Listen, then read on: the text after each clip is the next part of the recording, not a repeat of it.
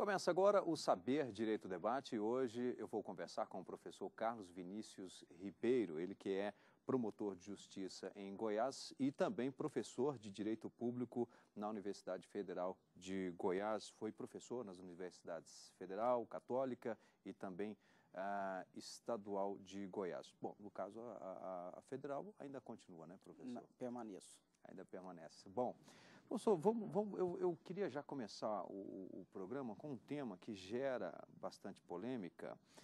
Antes até disso, deixa eu passar aqui, o professor ministrou o curso Histórico Remoto no Brasil e a Nomenclatura. Esse é o tema da primeira aula do curso Ministério Público, que são as aulas do Saber Direito. Aula número 1, como eu disse, Histórico Remoto e no Brasil e Nomenclatura.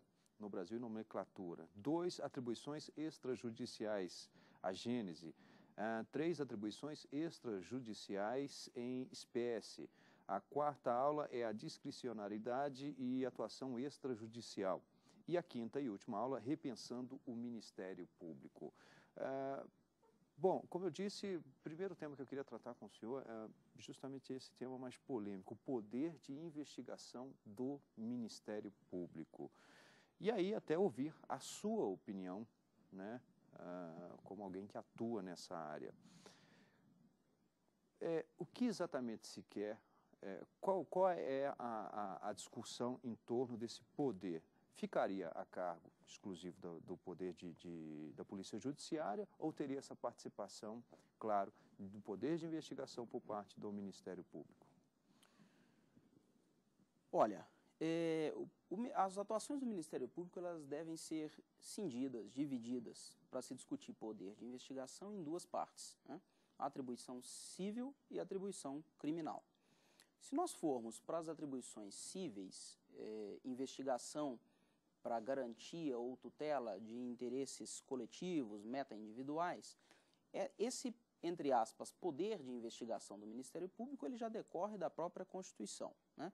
Então, o Ministério Público ele tem um instrumento que nós chamamos de inquérito civil público, onde nós temos um ferramental para fazer investigações extrajudiciais, que muito se assemelham aos inquéritos policiais, para investigar situações violadoras de direitos meta-individuais, improbidade administrativa, problemas urbanísticos, problemas com saúde, problemas com meio ambiente. E a atribuição criminal. O foco da controvérsia instalada hoje no Brasil é o poder de investigação do Ministério Público na área criminal. Por quê? Porque nós temos a Polícia Judiciária, que tem a atribuição de fazer essa fase anterior à fase judicializada, a fase de colheita de elementos, para convencer o Ministério Público, para que ele forme a opinião delicti, para que ele forme o seu entendimento sobre o cometimento ou não de um crime, e a partir dali deflagrar a ação penal. É nesta fase criminal apenas em que se discute o poder de investigação do Ministério Público. E por que se discute? O Ministério Público foi percebendo, no curso de sua história, que em alguns casos, em alguns crimes, e em crimes que algumas pessoas específicas, ou alguns servidores que tinham algum vínculo com o Estado, principalmente, eram investigados, a polícia não fazia corretamente ou como deveria esta investigação. E por que não fazia? Não fazia porque a estrutura do Estado brasileiro e a estrutura da Polícia Judiciária parece não estar plenamente adequada para que a polícia possa desenvolver satisfatoriamente, com isenção, todo o seu plexo de atribuições. O que eu quero dizer com isso era o seguinte: na investigação do pé de chinelo, a polícia ia lá e performava bem a investigação. Na investigação do colarinho branco, as investigações ficavam aquém do esperado pelo Ministério Público. A polícia não é dotada, como é dotado o Ministério Público, como é dotado o Judiciário, de algumas independências, de algumas garantias. A polícia, por exemplo, um policial, um delegado, a autoridade policial, ela pode ser movida de um lugar para o outro. Ela não tem a inamovibilidade. Ela não tem garantias que o Ministério Público e o Judiciário têm. Então, o foco de toda essa discussão é por que, afinal, o Ministério Público, em alguns casos, tem que manejar poder investigatório criminal. E a resposta vem do fato de a polícia não fazer isso satisfatoriamente em determinados casos. Não que a polícia não queira fazer. Por certo, nós temos excelentes quadros na polícia, a maioria quase absoluta são de excelentes quadros, mas a polícia não pode fazer. Por trás de um agente policial existe um ser humano, um pai de família que tem os seus interesses familiares, os seus interesses pessoais, a sua própria pauta de interesse, e ele não quer colocar em jogo ou em risco a sua vida, a vida cotidiana dele, por conta de uma investigação de alguém, por exemplo, que ocupe um alto posto no Estado. E aí começou-se essa grande controvérsia, né? E não me parece, sinceramente, que o Ministério Público deva receber a atribuição de exercer a atividade de investigação policial de forma plena ou absoluta. Não me parece. Primeiro que a trincheira do Ministério Público não é feita para isso. Essa é a sua opinião? Essa é a minha opinião. Uhum. A trincheira do Ministério Público ela não é feita para isso, né? Nós somos, desde a formação de um promotor de justiça, quando no ingresso do Ministério Público, na sua atuação cotidiana, nós não somos preparados ou nós não estamos preparados para uma investigação. Ao contrário do policial. O policial, ele formou-se para isso. Ele age especificamente na investigação. Ele sabe como fazer uma investigação. O promotor de justiça, via de regra, ele não sabe bem desenvolver uma investigação. Ocorre que em alguns casos, e especificamente nestes casos, aí sim, me parece que essa atribuição de investigação desloca-se para o Ministério Público. Quando o Ministério Público percebe que algum fato criminoso, com alguma alta autoridade do Estado, crimes de colarinho branco, essas investigações não andam, e não andam por pressões que essas mesmas pessoas podem, por elas próprias ou por outros agentes, exercer sobre a polícia, o Ministério Público aí deve assumir a investigação para que, de fato, nenhum crime fique sem investigar. Sem ser investigado. Há um argumento de que o Ministério Público, realizando essa investigação, poderia canalizar também a sua intenção ou a sua percepção, eu acho que até melhor essa palavra, a sua percepção, e de certa forma ter ali uma tendência, né, não diria negativo ou positivo, não é o caso, para a decisão do juiz. Bom, eu entendo que ali está o juiz para decidir se é ou se não é. Mas esse também é um dos questionamentos de quem é contrário a essa. Se não me engano, é a PEC 37, não é isso? Exatamente, né? Que quer restringir o poder de investigação do Ministério Público, que está aí para ser votada. Está na pauta, toda semana volta para a pauta, está na véspera de ser votada, mas ela quer, de fato, restringir definitivamente o poder de investigação do Ministério Público. E aí a pergunta que é devolvida é, bom, então aquela lista, aquele estoque de crimes, principalmente ligados a colarinho branco, corrupção, que não são investigados ordinariamente pela polícia, quem vai investigar? Quem vai ter essa atribuição de investigação? E aí o contra-argumento contra a PEC é que, se o Ministério Público tem o poder de ajuizar a ação penal, é ele quem vai deflagrar a ação penal, é ele quem vai fazer o controle de convencer-se do cometimento do crime, de convencer-se da autoria do crime e deflagrar a ação penal, quem faz o mais não pode fazer o menos que a investigação anterior. E mais que isso, o Ministério Público tem uma atribuição constitucional de exercer o controle externo da atividade policial. Portanto, quem tem que exercer o controle da atividade policial é o próprio Ministério Público.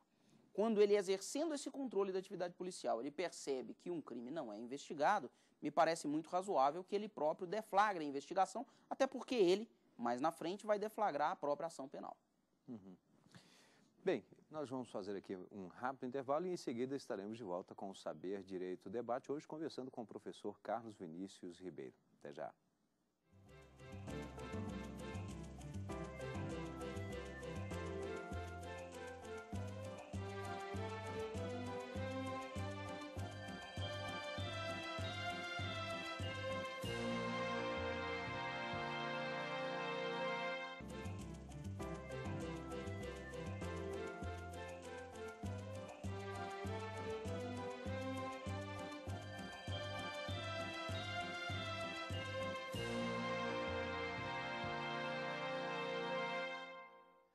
Estamos de volta com o Saber Direito Debate, hoje conversando com o professor Carlos Vinícius Ribeiro, ele que ao longo da semana ministrou no Saber Direito o curso Ministério Público, Histórico Remoto no Brasil e também e Nomenclatura, Atribuições Extrajudiciais, a Gênese, terceira aula, Atribuições Extrajudiciais em Espécie, a quarta aula, Discricionariedade e Atuação Extrajudicial e a quinta e última aula, Repensando o Ministério Público. Professor Carlos Vinícius, qual é a estrutura do Ministério Público? Bom, o Ministério Público, ele, mais recentemente, na Constituição, ele recebeu uma estrutura de caráter nacional. Então, nós podemos dizer que nós temos um Ministério Público brasileiro, Ministério Público Nacional, que é dividido entre Ministério Público da União e Ministério Público dos Estados, né? Essa divisão entre União e Estados, ela é uma divisão em virtude das matérias que cada um irá trabalhar. As atribuições de cada Ministério Público, portanto, são nos Estados as atribuições dos Ministérios Públicos Estaduais e na União nós temos alguns Ministérios Públicos. Ministério Público do Trabalho, Ministério Público Eleitoral, Ministério Público Federal e Ministério Público Militar. Federal, né, no caso. Esse é o Ministério Público da União, nós temos esses 4 Ministérios Públicos. E nos Estados, nós temos o Ministério Público dos Estados, né? E internamente, no Ministério Público, nós temos uma correspondência, um paralelo com o que nós temos no Judiciário. E esse paralelo é entre primeiro e segundo grau. Portanto, no Ministério Público dos Estados, o promotor de justiça, que é aquele que exerce o primeiro grau na atuação do Ministério Público, ele corresponde ao juiz de direito. No segundo grau, o procurador de justiça corresponde ao desembargador. Se nós formos para a área da União, o Ministério Público da União, nós vamos ter, no primeiro grau, o procurador da República. E no segundo grau, os procuradores regionais da República. Então, a estrutura ela é mais ou menos equivalente à estrutura do Poder Judiciário. Vale aqui, ela não está no âmbito do Poder Judiciário, né? Ela auxilia também. Na verdade, o Ministério Público ele foi alocado, principalmente depois de 1988, fora dos 3 poderes do Estado, né? Então, o Ministério Público ele não integra nem o Executivo, nem o Judiciário, nem o Legislativo. E por que não integra? Porque ele está em uma seção seguinte, em um capítulo seguinte da Constituição, chamado das funções essenciais à Justiça. Então, o Ministério Público é uma instituição permanente, que não pode ser dissolvida no atual modelo brasileiro, que exerce um papel fundamental na atividade de prestar a justiça. E ele deve, e essa foi uma opção constitucional bastante inteligente, ele deve colocar-se fora de todos esses poderes do Estado, a clássica tripartição do poder, porque ele exerce poder de investigação sobre os demais poderes do Estado. Portanto, ele não poderia estar inserido nem no Judiciário, nem no Ministério, nem no Executivo, nem no Legislativo, sob pena de haver uma promiscuidade entre as instituições. Talvez para ter aquela visão, digamos que física mesmo, o Procurador-Geral da República, o qual o professor Carlos Vinícius citou, que é aquele que fica sentado ali no plenário, por exemplo, do Supremo Tribunal Federal, o primeiro à direita, né? O primeiro à direita ali, no caso do presidente da nossa Suprema Corte. Se for o caso, por exemplo, do Tribunal Superior Eleitoral, fica sentado à direita, aí já a mesma pessoa, mas aí com uma outra denominação, que é o Procurador-Geral Eleitoral. Isso. Né? Que, no caso, é o doutor Roberto Gurgel. Na verdade, chega a ser até uma prerrogativa do membro do Ministério Público sentar-se à direita e no mesmo plano de quem vai julgar. E por que isso? Se aparentemente essa posição pode incomodar alguns no seguinte sentido: olha, por que o Ministério Público se senta no mesmo plano e ao lado do julgador, se o advogado, aquele que também está defendendo algum interesse, porque o Ministério Público ele está defendendo o interesse, né? Sim. Mas o Ministério Público ele tem uma posição bastante diferente. E por que é diferente? Porque por mais que ele seja parte, ele é parte imparcial. E eu já te dou um exemplo disso. Em um processo criminal, por exemplo, e todos vamos ter essa imagem muito claramente, no tribunal do júri, em que o promotor de justiça ele vai tentar uma condenação, via de regra, porque ele pode pedir a absolução do acusado, se o promotor de justiça percebe que o acusado está indefeso, ou se algo está atrapalhando a defesa do acusado, ele próprio vai pedir a dissolução do conselho de sentença, a suspensão do julgamento, para que o acusado tenha defesa. Ou seja, é uma lógica diferente da oposição direta entre as partes. O A contra o B, algum vai sempre querer ganhar, independente de como. O Ministério Público ele exerce, ao mesmo tempo que ele defende claramente alguns interesses, ele tutela o regime jurídico. Portanto, ele tem que também zelar para que as coisas andem bem. E é por esse motivo, por essa posição de parte imparcial, é que a Lei Orgânica do Ministério Público garante que qualquer membro do Ministério Público tenha assento à direita e no mesmo plano do magistrado. Um exemplo, e aí, claro, de forma bem simples, o Ministério Público tanto pode atuar para condenar ou para levar alguém, não necessariamente condenar ele, mas para levar, conduzir a uma condenação um criminoso, quanto também um criminoso que está já no presídio também para defendê-lo. Né? Por exemplo, um excesso de prazo, o próprio Ministério Público recorrentemente tem interposto habeas corpus para livrar alguém que está preso além do prazo, ou garantir que a pena seja efetivamente cumprida, mas não cumprida para além do que deve ser cumprida ou de forma indevida. É recorrente hoje, aliás, em todo o Brasil, o Ministério Público requerer judicialmente interdição de presídios, né? Exato, ou livramento de presos que estejam cumprindo pena em condições indignas. Portanto, é uma situação, é uma posição diferente do embate A contra B, porque ele está em uma posição de parte, mas com certa imparcialidade, zelando também pela parte contrária. Essa é a característica do Ministério Público.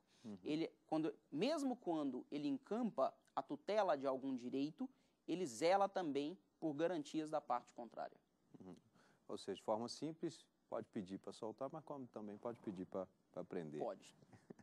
Bom, professor, uma característica bastante interessante do Ministério Público, e aí eu até queria que o senhor me explicasse uma coisa mais recente, que são as especializações.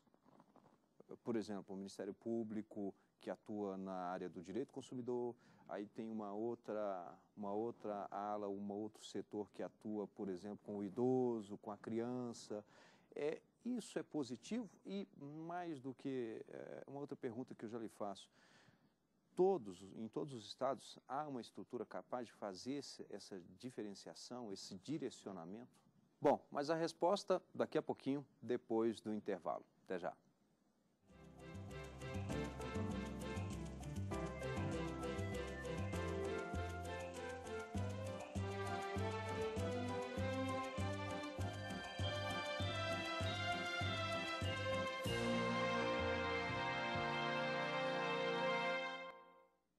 Estamos de volta com o Saber Direito Debate, hoje conversando com o professor Carlos Vinícius Ribeiro, ele que também é promotor de justiça em Goiás e ministrou o curso Ministério Público.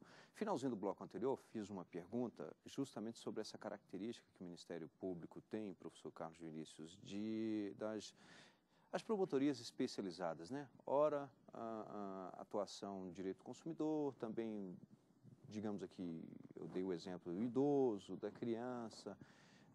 Bom, isso é positivo, isso é recente, e a outra pergunta que eu faço nesse mesmo sentido é, nos estados, há uma estrutura para fazer essa separação?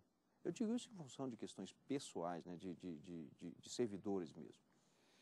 Olha, nós temos que partir da premissa que as atribuições do Ministério Público se agigantaram nos últimos anos, principalmente nos últimos 30 anos. Nos últimos 30 anos, o Ministério Público saiu de uma atuação que era quase exclusivamente uma atuação criminal e uma atuação de família, como custos legis em ações de família, e ele agigantou-se cuidando a partir de 30, 35 anos para cá de meio ambiente, idoso, deficiente, probidade administrativa.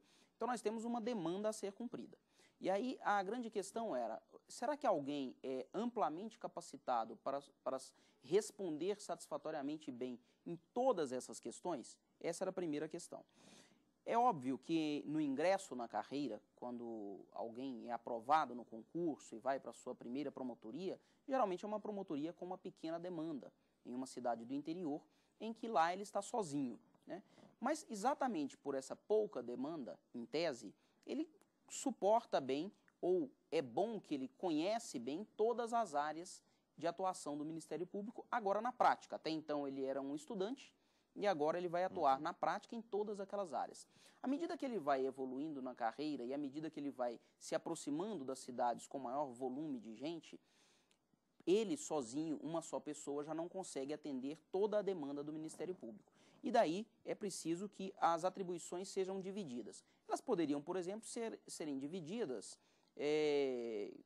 por 40 pessoas, todo mundo, por exemplo, respondendo por tudo. Mas o que não era muito racional. Era melhor que as pessoas, que os membros do Ministério Público se especializassem em determinadas áreas para que melhor cumprissem ou se desincumbissem das suas atribuições.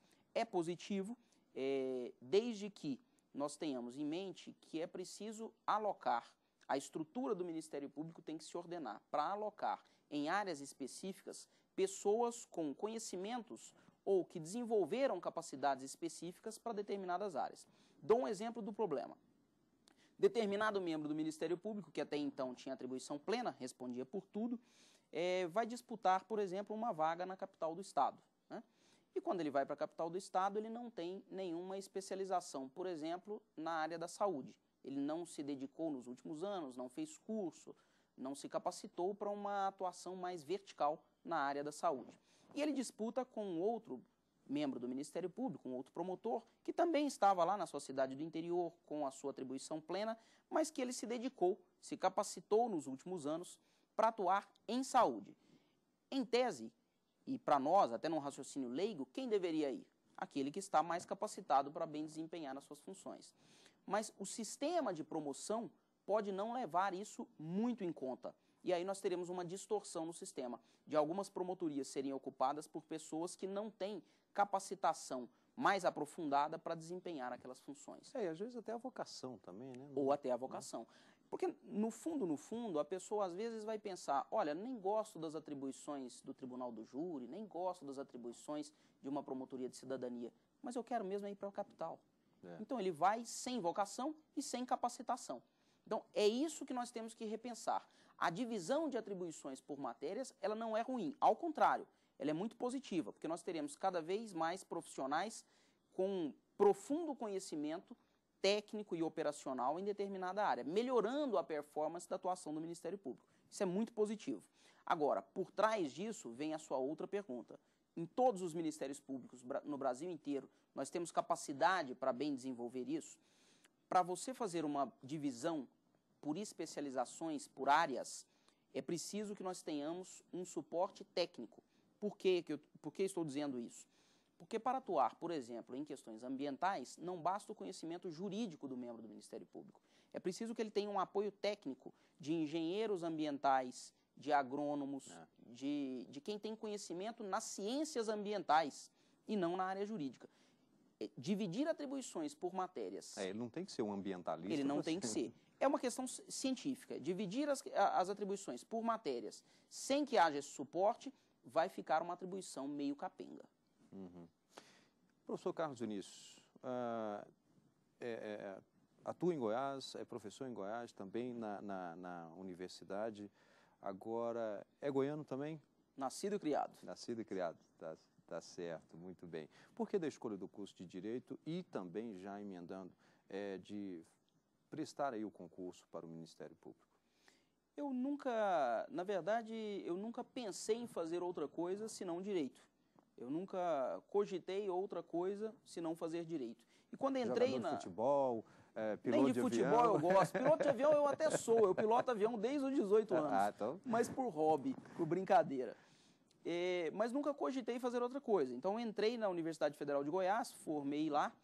E desde que ingressei, eu sabia que eu sairia do curso para prestar concurso para o Ministério Público.